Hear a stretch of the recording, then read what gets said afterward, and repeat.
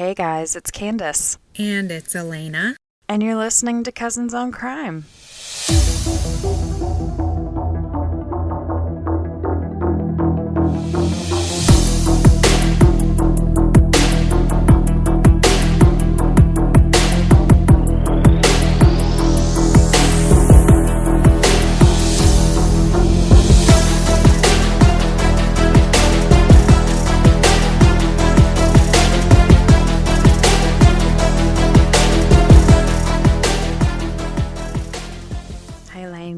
I've missed you. I've missed you. We've had to put it off a few days, hadn't we? I know. We're batch recording these guys because I'm going across the pond next week. So this will be our last episode for a couple of weeks, and then we'll be back. Hopefully you can hold off and wait for us. Yeah, you can. I believe in you. So we're just going to jump into this episode. Elena, as a true crime junkie, I'm sure that you've learned by now that a victim is more likely to be murdered by someone they know rather than a stranger, right? Right. Being murdered by an absolute stranger is a really scary thought. Like, I could just go to the grocery store and someone could murder me in the parking lot. You know, wrong place, wrong time type of situation. How many times have you heard about stuff like that? Oh, just wrong place, wrong time. Right. But what's more frightening to me is the thought that someone I know could be capable of something like that. Mm-hmm. And that's exactly what today's case is about. So, Stephanie Shea Graham, she went by Shea, was born February 9th, 1987 in Columbus, Georgia, to her parents, Kevin and Lisa Graham. She and her father were very close. She was the first child they had, so they loved outdoors and racing and hunting. I mean, there are pictures of them in like matching camo outfits, and she was such a daddy's girl. And she was a passionate supporter of the Daughters of the American Revolution, which, according to their website, is a nonprofit organization that promotes patriotism. They strive to preserve American history and secure the future of America through better education. Kevin Graham owned a construction company where they lived in Russell County, Alabama at this point. And Shea was really interested in working with him in some capacity in the future. It was a really successful business. And I saw reports that she was in college to become an accountant so she could be his bookkeeper. Mm. And she was working towards that. Like I said, she was in college. She had graduated high school early at just 16 years old. Didn't you graduate at 16? Or 17? 17. Yeah, a year early, but yes. Yeah. But all of that would come to a screeching halt, unfortunately. On July 6, 2007, in Russell County, Alabama, a phone call came through to 911. A man was driving down a rural road. It was in the wee hours of the morning. And he thought he saw a body laying on the side of the road. He didn't stop. He just kept driving. So he was like, just thought y'all should go check that out. Police arrived on scene and found a female victim. She was laying on her back. She had been wearing a dress that was kind of like hiked up a little bit, and her panties were pulled down around her calves. So they immediately suspected sexual assault. Mm. They saw 4 gunshot wounds to her chest, but they hadn't bled. So even, most investigators would look at that and say, okay, those were done post-mortem. You don't necessarily have to take a victim's body into the morgue to have the ME rule something like that, because they've been around a while, so they start looking for the kill shot, and they found it in the back of her head. So, yeah, So someone had shot her in the head and then shot her 4 times again in the chest, which is totally unnecessary. Yeah. There wasn't a whole lot to go on at the scene for police. There were some spent shell casings laying around. The victim's flip-flops were kind of kicked off and askew. There was actually a big wet spot in the dirt, and they thought, that could be really important because, like, it probably was from a car leaking or, like, a radiator or something like that. So they were hopeful that that wet spot would be significant in some way. They collected everything they could. Of course, they're doing all of this by flashlight, and they photographed the scene. The victim's body had been sent for autopsy, and the ME found that she had not, in fact, been sexually assaulted. There was no semen found on or in her body, no trauma to her vagina, nothing. No indication. So they're wondering, like, could this have been staged? And why would somebody make it look like a sexual assault? Like, that just is weird. It seemed really personal to them. They got a hit on her fingerprints, and it wasn't long before they identified the victim as Stephanie Shea Graham. She was just 20 years old when she was killed. Next, the investigators went to notify her family and see if they could obtain any information as to who might have done this to Shea, who would want to harm her in any way. Actually, there had been a missing persons report filed on her, and I'll get to that in a minute. But, so, it wasn't hard for them to find her parents and everything because the missing persons report had been filed many, many hours before or after her body was found. Oh, okay. So one of the detectives, Lieutenant Taylor, had actually gone to school with her mom, Lisa, like from when they were in elementary school. And it was him that decided, he would break the news to Shea's family. They were absolutely distraught, as you can imagine. Her mother was wailing and sobbing, and her father was stoic, trying to keep it together for the family, but completely torn to shreds. Remember, they were besties, her and her dad. And she had a little brother, too, and he said in an interview that he had never seen his father cry his entire life until that day. No. So let's get to the missing persons report. They did inform the investigator that Kevin had filed a missing persons report because Shea was out the night before with her friends. And when they got up that morning, she had not come home. At first, they just thought, maybe she's staying with friends, but the more time went on, they couldn't reach her. By like 6 p.m. that day, they were like, okay, something's wrong. So her dad filed the missing persons report. Wow, 6 p.m., that's kind of early. Well, the whole day had gone by.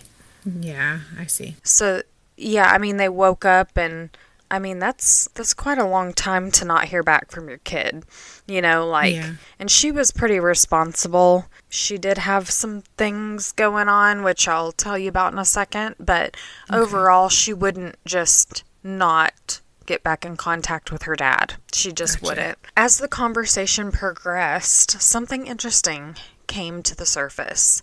The family explained that investigators should look at her ex-boyfriend Larry, who went by Bubba. They had a very tumultuous relationship. He was emotionally abusive. They got into fights all the time in front of people, and it was just really toxic. Like, their fights had gotten physical at times. So this kind of started to seem like an obvious suspect for her family. Well, when detectives found Bubba, they found his booty incarcerated. He was in jail. Oh. But even though he was in jail, they weren't going to write him off just yet because he very well could have orchestrated this whole thing from behind bars. Master So plan. they went to the jail to talk to him, and they asked him, you know, do you still talk to Shay? I know y'all are broken up. Y'all have had a rocky relationship. He said, yeah, we still talk. I call her from the payphone over there here at the jail. In fact, he had called her the night before, the night she was murdered. But she didn't answer. Her friend Amy did. Amy told Bubba that Shay was hanging out with her new boyfriend, Glenn. Yeah. He was very upset. And he's like, why are you answering her phone? And I don't think he really got a straight answer about that. But at this point in the investigation, when he's telling them how the conversation went, he's like, wait a minute, why are you asking about Shay? Is she in trouble? You see, Shay had a court date coming up for something that happened with her friends several months prior. Oh, girl. Shay was riding with her friends in a car, and a gun went off inside the car. No. And blew out one of the windows. Well, thank God it was a window and not a person. Right. Well, when police got there, they arrested Shay. And she said she wasn't the one who fired the gun, but she was charged with aggravated assault. Her dad paid $100,000 bail to get her out. Yeah, and a hearing was scheduled for July 6th. Isn't that weird? Yeah, that's crazy. I don't have more information about that whole incident and why she was the one who was arrested. Or, like, if she was the one who had the gun. I don't have any of that information, and I couldn't find it. But it's not, like, those details are not important to the story. What's important is that her dad posted bail for $100,000. Gotcha. That was quite a whoa, you know? Yeah. Now, they wanted to talk to Shay's new boyfriend, Glenn, because now they're thinking maybe he's the last person to see her alive. He said they hung out with her friend Amy. They were drinking when suddenly Shay said, I've got to leave. I've got to go meet someone. And while he did ask some questions like, who and why, you know, the usual suspects, she stayed pretty vague about it. So he and Amy drove her to the gas station, and he watched her get into a black truck, and in the driver's seat was a black male who he didn't know. He told investigators Shay said she had to meet this friend, and would Glenn meet her back at her house afterwards. Well, she never showed up back at her house, so he got tired of waiting for her, and he packed up his stuff and left. He was very annoyed because she had gotten in the car with some other guy, and she wouldn't tell him who it was, like, why.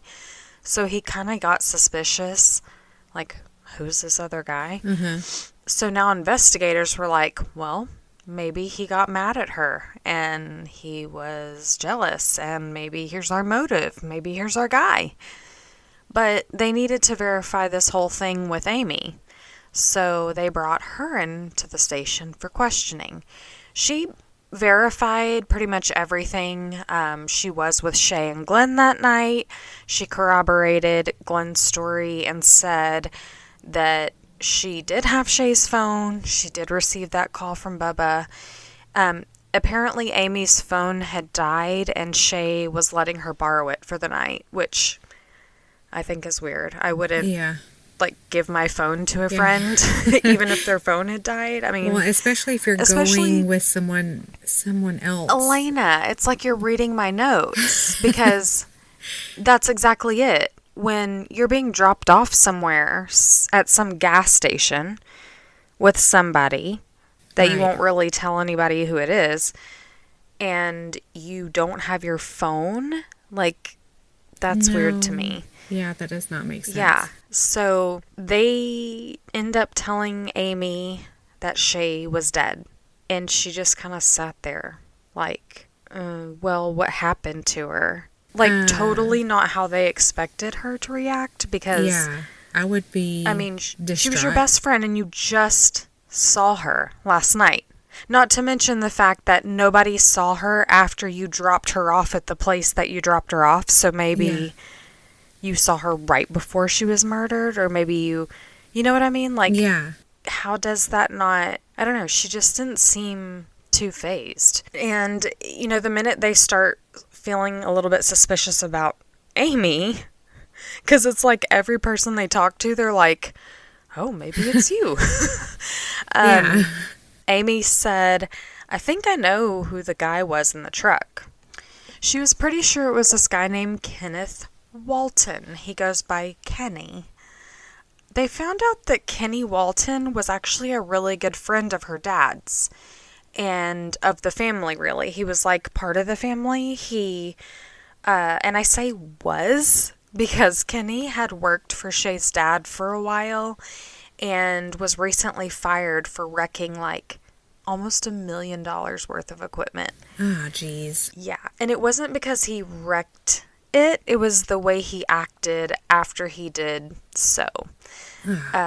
Instead of coming into the shop and being like, oh my gosh, sorry boss, it was an accident, he kind of got rude and a little bit violent with Kevin for some reason. Wow. And Kevin was like, you gotta go, buddy. You're done. Come on, so Kenny. that was like, yeah, come on, Kenny. That was the end of the relationship of the Graham family's, close friendship with Kenny. That was it. Bridge burned. So now investigators are thinking, Kenny, maybe it's Kenny. They're thinking maybe he is like getting revenge on the family. So they got Kenny into the station. This is like a game of telephone interrogation. He said he and Shay had remained friends, actually, despite the falling out he had with her dad, and said, yeah, I did meet up with her briefly that night. He said he received a call from her about 10 p.m., and she wanted to talk to him about something. It was her court date that was coming up, and she wanted to talk to him in person about it. So he says, okay, meet me at the service station, and we'll talk. So he said she gets dropped off by her friends. She got in his truck. They talked for a minute. She wanted him to find her a car so she could leave town because she had no intention of going to her court date. So she just wanted to, like, peace out. Oh my gosh. Yeah. And he told them, I told her, I can't help you with that request. Like, I can't get you a car. So she got out of her truck and she walked off and I drove away. And the detectives are now like a little bit more clear on the timeline. Now they have an extra step. They have confirmation that she did speak with Kenny. But what happened to her after Kenny and her parted ways? Well, they didn't really believe that she went anywhere else. They didn't believe that they parted ways. Something about like his demeanor was just not sitting right with them. He wouldn't look them in the eye. His body language was really sus, Oh no. So they showed him pictures of the crime scene to see like what his reaction would be. And he also didn't have much of a reaction other than saying, I felt uncomfortable looking at those because Shay was like a sister to me. There really was no shock or emotion of any kind, though. Well, guess what they got when Kenny was still in the interview room? Fingerprints. They actually got something better than fingerprints. They got surveillance footage Oh. that they had requested from the gas station. Imagine that. A gas station with CCTV? Well, what they saw on the tape confirmed what Kenny said about him and Shay meeting up. She did get into his truck for a little bit. They did talk, but the footage says they did not part ways. The results say that was a lie. The video shows him driving away with her still in his truck. So she's sitting right there in the passenger seat, and he drives off into the dusk I was going to say sunset, but it was nighttime. He drives off into the darkness. So they go back into the interview room because he's still there. And they turned up the heat. They said, Kenny, we know you're lying. We know you're lying because we have footage that you're lying. They said, we know you know what happened to Shay. So tell us what happened. Kenny just sighed and he lowered his head. And he starts telling a new version of events. Kenny says that he met with Shay, just like he told them. The conversation was true about her wanting him to find a car for her. She didn't want to go to her court date. And he said, the difference is that I told her I would find her a car. So I started driving out to this rural area. I told her that's where the car was that I was going to get her. And while they were driving, she's like, I really need to pee. Can you pull over? So he pulled over and she gets out. She pulled her panties down. She peed, which explains the big wet spot in the road. Explains why her panties were down and there was no sexual assault. As she's peeing, he shot her in the back of the head, and she fell flat on the ground. Why? He exited the truck, he walked around, and shot her 4 more times in the chest, just to make sure she was good and dead. I mean, while she's peeing, man, like, literally, like, to kill someone anyway, but while they're in the most vulnerable, and to leave her there like that, just... Yeah, I have no words. That's messed up. Like... Yeah, messed up. Well, investigators are like, whew, they got his confession.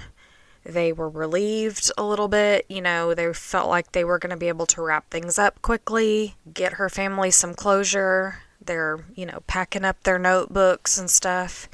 And Kenny said, well, I got to tell you something else, but I can't. Oh. And Lieutenant Taylor's like, what's that? What? Just get it off your chest. Yeah, he's like, just tell me. And he's like, what do you mean you want to tell me the entire story? Like, what more could there be? You just said you killed her and you did it. Like, yeah. What more is there? What could there possibly be other than that? What Lieutenant Taylor would hear next would chill him to the bone. Kenny said that he was actually asked to kill Shay. I knew you were going to say that. By Lisa Graham, her mother. What? Yeah. He said Lisa provided him with a 9mm pistol. It was hers. And she said, she's got to go. He said they had multiple conversations about it. Apparently, Lisa was really mad at Shay for getting into trouble with the law. And she really resented her because Kevin posted that $100,000 bail. In fact, she begged Kevin not to. She's like, do not spend that money on her. There was a couple comments in some of the interviews that I watched with Kevin, her dad, and just some of the things that he said made me feel like Lisa was probably jealous of their relationship. Yeah. Shay's whole life. I mean, starting in the delivery room, like Kevin said that he basically held the baby the whole day, and Lisa was like, give me my baby, give me my baby. Wow. And just, they grew very close, and they were close her whole life, and... I mean, most mothers would love that for their kids to have such a good bond with their father. Right. But not her, because she was a nasty piece of crap. Sounds like it. Wow. So before they get in touch with Lisa about this, they're like, how are we going to verify this story? We've got to find that gun. So they got a search warrant immediately to search the Graham home. They asked Kevin, because Kevin was there, Lisa was not there at the time. They asked Kevin if he could account for all of his guns, like what kind of guns he had, where they were located in the home. And then they asked if Lisa had any guns. He said, yeah, she's got a handgun, and it's in the safe with my handgun. They took inventory of all the guns in the home. When Kevin opened that safe, there was only one gun in there, and it was his. Lisa's 9mm was missing. What an idiot. Police said, do you have any idea where her gun might be? And he said, it's probably over at Papa's house. He's probably cleaning it for her. Papa was her granddaddy, and he lived just down the road. So they decided to bring Lisa in for questioning, and she was as cool as a cuke. She was sitting there. I watched some of her interrogation tape, and she explained how, yeah, I was talking to Kenny one day about Shay and how she was just like out of control and something needed to be done about her. And Kenny said, you want to get rid of her? And Lisa was like, well, I don't know what else I should do. Like, I just don't know what else to do. She told police she didn't actually mean she wanted him to kill her.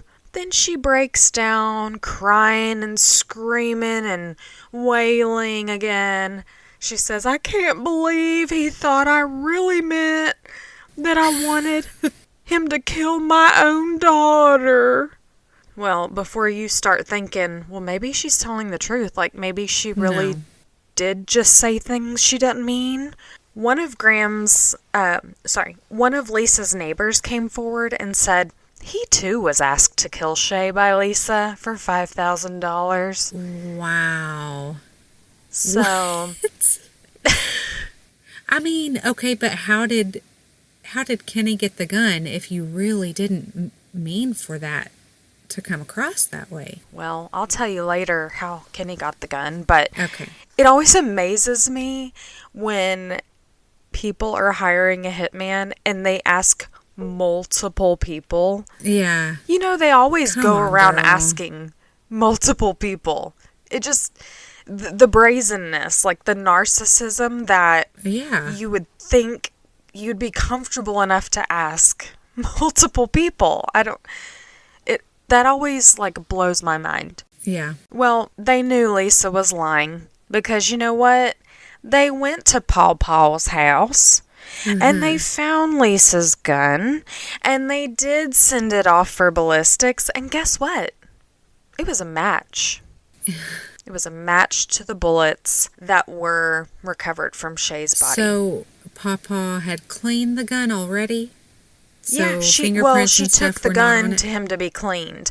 I don't think the cleaning of the gun, and if it was cleaned, was really the hindrance because they were able to test the striations on the bullets. Okay, yeah, gotcha. And they could prove that they were fired from that gun. So that was it. That was it for her. They arrested Lisa, charged her, and they announced that they were going to seek the death penalty for her. I was surprised by this next part. It took them about 5 years to take those clowns to court. Like, what in the world? Yeah, there were a bunch of different things that happened over the years. One of the things was there was an issue with the building that they were going to hold court in. Like, apparently was like unsafe. There was asbestos or something. Then Lisa's attorneys tried arguing about this. So the first trial they tried to do for Lisa, the judge declared a mistrial because he was really, like, his health was deteriorating. And yeah, so he declared a mistrial because he couldn't finish the trial. Like, he couldn't finish presiding over the trial. Oh, no. So Lisa's attorney were arguing about that whole thing, and it just kept getting delayed and delayed. Well, in 2012, Kenny was like, listen, I'm just going to plead guilty because I don't want the death penalty. So he pled guilty to manslaughter and he was sentenced to life in prison. Lisa, however, no ma'am, she was not admitting to anything. She was going to stick with her story. She did not order the hit. No, not my baby. She pled not guilty, so she went to trial. And at the second trial, so remember the first one was a mistrial, Kenny testified against her, saying that Lisa hadn't just asked him to kill Shay once. They had multiple conversations about it, and it had been going on for a while. Like, she had been asking him periodically. He said he and her met in a parking lot that day. She gave him the gun. She told him what to do. She gave him very specific instructions. Even down to the missing persons report. Like, we're going to file a missing persons report, like we're looking for, blah, blah, blah. Well, she was found guilty, and she was sentenced to death. The jury was not having any part of her at all. She did file an appeal because, they do that when they think, when they're narcissists and they think, exactly. Well, in July of 2019, the Alabama Court of Appeals was also not having that. They upheld her conviction because, well, she had her daughter murdered, and she's where she needs to be. She's actually the 5th woman on Alabama's death row, which I think is crazy. The other 4 are also child killers, so good riddance, you loony, all of you. According to the Alabama Bureau of Pardons and Paroles, Kenny Walton is actually eligible for parole this year in October. Well, maybe he really felt sorry for what he did, and I'd like to say that's the main reason he pled guilty. Yeah, his hearing is the 18th. October 18th. Coming up. And like I said, we're recording this episode early, so by the time it airs, I think it's going to be after October 18th. Oh, okay. So I'll try and update you guys on that when we get back from our little break. But yeah, he pretty much crumbled immediately. I got the sense in his interrogation that he felt really bad for what he did, but again, it's just like, you can feel bad all you want, and you can have remorse, but like, it was so calculated. He was like, hey girl, that was a friend of hers. That was a family friend. Yeah. And he just lured her out there and did her so dirty. Like, anyway, but Lisa, there's so few words in the English language that could even touch what she is. To have your daughter murdered. Wow. Because she's 20 and she's figuring things out. She's kids make mistakes, and like, you're the parent. Yeah. Get a life. Wow, what a mess. A mess. And that's all I have for you for that story. Just shocking. Like, you guys know that I can pretty much talk the hind legs off a donkey, but I have literally almost no words for this woman in this case. I just, child killers, people who kill their own children, I just can't even. But like, her adult daughter, I don't know. It's not different. It's just, it feels so gross to me. Just the way it all happened. Yeah, I have no words. I'm sorry. I'm just like, I keep saying wow, and yeah, I just like, don't know. Speechless, totally speechless. Yeah. Well, what a story, Candace. Well, that was great. Let's do it again sometime. Let's do it. See y'all later. Bye. Bye-bye. Bye. Bye. Well, thank you for listening to Cousins on Crime. If you're enjoying our podcast, please leave us a 5-star rating so that other true crime fans can find us. If you have any case suggestions or just want to say hey, email us at cousinsoncrime@gmail.com.